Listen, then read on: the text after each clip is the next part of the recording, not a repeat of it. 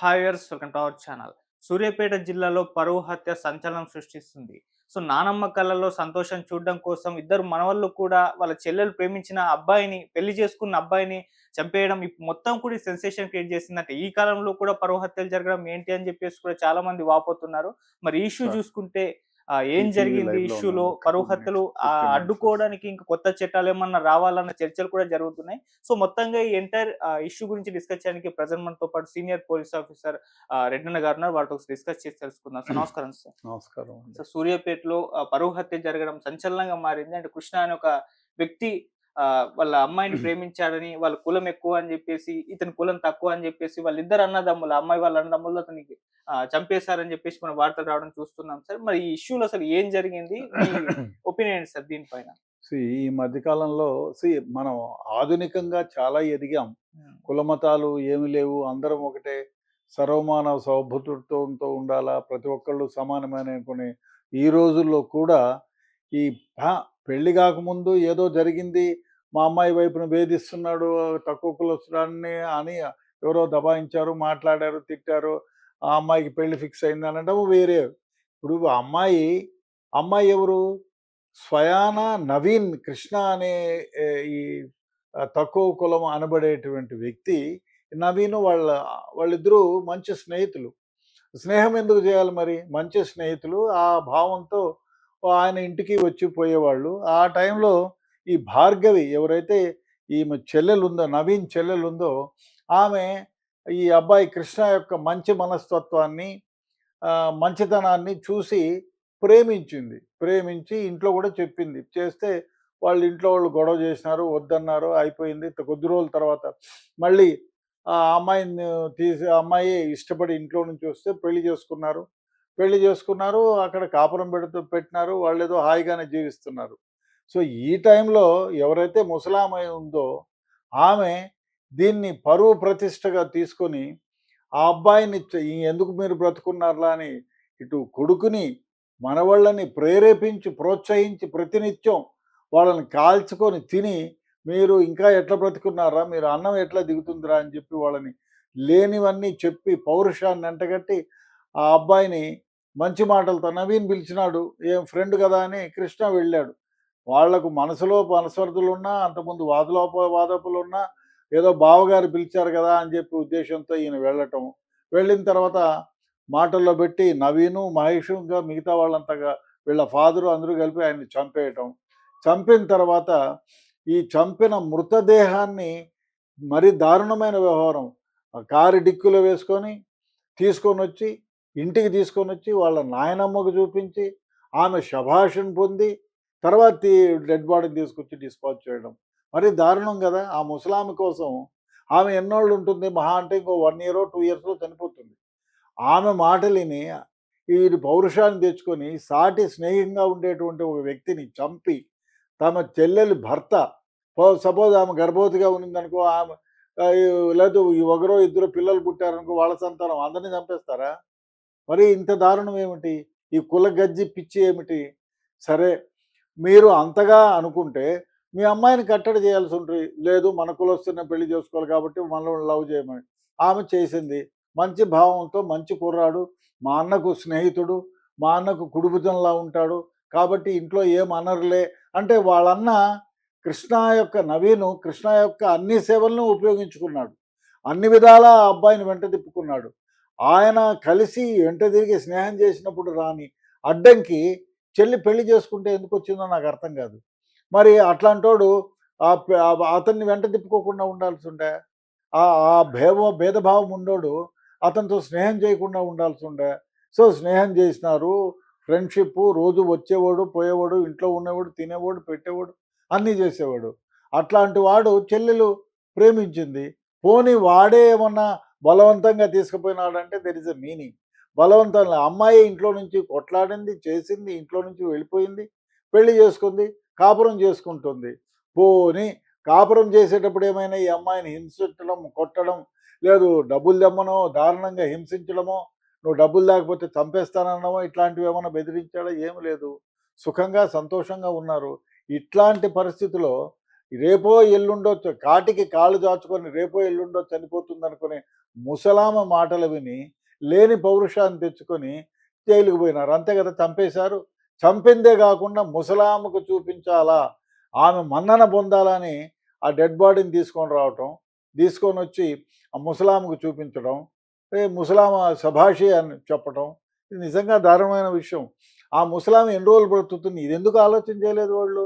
ఈయన నవీను, మహేషు, వాళ్ళ నాన్న అందరూ మహేష్ వాళ్ళ నాయన 50 ఏళ్ళు. ఈ పిల్లలిద్దరూ 24, 26 ఏళ్ళు. వీళ్ళు జైలుకి పోతారు. డెఫినిట్‌గా జైలుకి పోతారు. జైలుకి పోయిన తర్వాత ముసలామ జైలుకి పోతుంది. వాళ్ళ ఇద్దరు అన్నదమ్ములు, తండ్రి అందరూ జైలుకి పోతారు. ఏమి సుఖాన్ని, సంతోషాన్ని మూటగట్టుకున్నారు వాళ్ళు? తప్పు గదా! ఈ విధంగా స్నేహం చేయడానికి రాని పరువు అడ్డం, కులము అడ్డం పెళ్లి చేసుకుంటే వస్తుందా? మరి స్నేహం చేయకుండా ఉండాల్సిందే వాళ్ళ అన్నదమ్ములు. ఆ అబ్బాయి ఏమిటి ప్రతినిత్యం అన్నతో కలిసి ఇంటికొస్తున్నాడు. అన్న మన్ననలు పొందుతున్నాడు. అన్నకు ముక్కులో వెంట్రుకగా ప్రతి ఒక్క పని చేసి పెడుతున్నాడు అనే విషయంలో అతని మంచితనాన్ని గుర్తించి పెళ్లి చేసుకుంది కదా! అట్లాంటప్పుడు ఆ ముసలామె చెప్పిన మాటలేని విచక్షణ జ్ఞానాన్ని కోల్పోయి కన్న తండ్రైనా చెప్పాల్సిందే. "అరే! ఎందుకురా మీలాంటి అబ్బాయే మీతో స్నేహం చేసినందుకా ఇది" అని. సో, ఆ అబ్బాయిని చంపి ఇప్పుడేమైంది? ఎవరు సుఖపడ్డారు? ఇప్పుడు ముసలామా జైలుకి పోతుంది. ఆమె ఎంతకాలం ఉంటుందో జైల్లోనే చస్తుందో తెలీదు. పైగా తండ్రి జైల్లోకి పోతాడు. అన్న, తమ్ముడు ఇద్దరు జైలుకి పోతారు. ఇప్పుడు వాళ్ళ అమ్మ గతి ఏం కావాలా? ఆ పెళ్ళైన అమ్మాయి గతి ఏం కావాలా?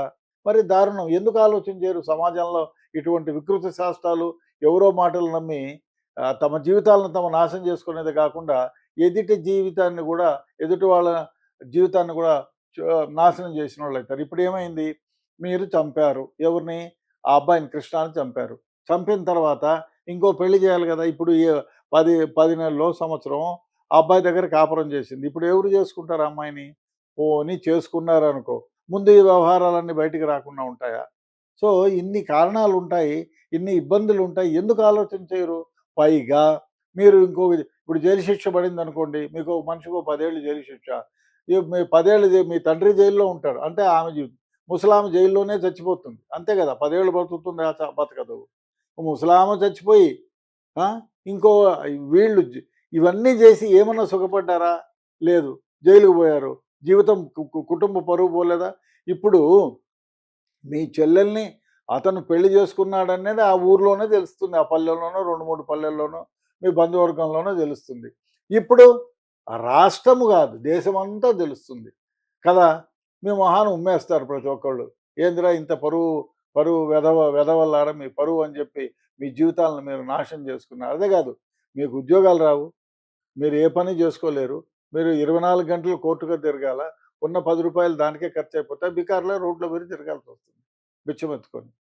పోనీ ఆ ముసలామెను గురించి ఏదో మంచి మాట మాట్లాడింది, మంచి వ్యవహారం అని ఆలోచన చేసినారా? ముసలామె ఏదో చెప్పింది చేసేయాలని పౌరుషానికి పోయి, మీ జీవితాలను మీరు నాశనం చేసుకోవడమే కాకుండా, ముసలిదాన్ని జైలుకి పంపించి ఆమెను అక్కడే చంపడానికి ప్లాన్ చేశారా ఏమిటి? ఎంతకాలం బ్రతుకుతుంది ఆమె? ఎందుకు ఆలోచన చేయలేదు మీరు? అయ్యా ముసలామె చెప్తుంది. ఆలోచన చేయాలి గదా! అమ్మా నువ్వు చేసేది తప్పు. నీకెందుకు నువ్వు నోరు మూసుకొని కూర్చో అని చెప్పొచ్చు గదా!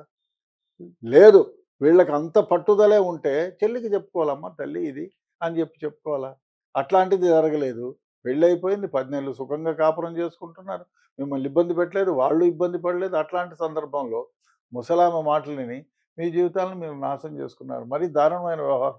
ఇంత క్రితం నల్గొండ జిల్లాలో గూడా 6, 7 ఏళ్ల క్రితం ఒకటి జరిగింది. ఆ తర్వాత ఏమైనారాయన? ఆయన ఆహ్, ద ఆస్తి మొత్తం పోయింది. కోట్ల 30, 40 కోట్ల ఆస్తిపరుడు. ఒకతే కూతురు. సో, ఆస్తి పోయింది. కూతురు పోయింది. అల్లుడు చనిపోయినాడు. నువ్వు లాస్ట్‌కు ఆయన ఊర్లో ఆత్మహత్య ఐ డోంట్ నో. ఆయన కూడా చనిపోయాడు. అవును. సో, ఇప్పుడు మీ ఫ్యామిలీకి ఎవరు లేకుండా పోయినారు. మీ అన్నదమ్ములకు ఎవరు లేకుండా పోయినారు. దీన్ని చూసైనా మీరెందుకు గుణపాఠంగా నేర్చుకోలేకపోయారు? నాకదే అతి విచిత్రం. ఆ కేసులో ప్రతి ఒక్కళ్ళకి తెలుసు. అనునిత్యం సీరియల్స్ వచ్చాయి.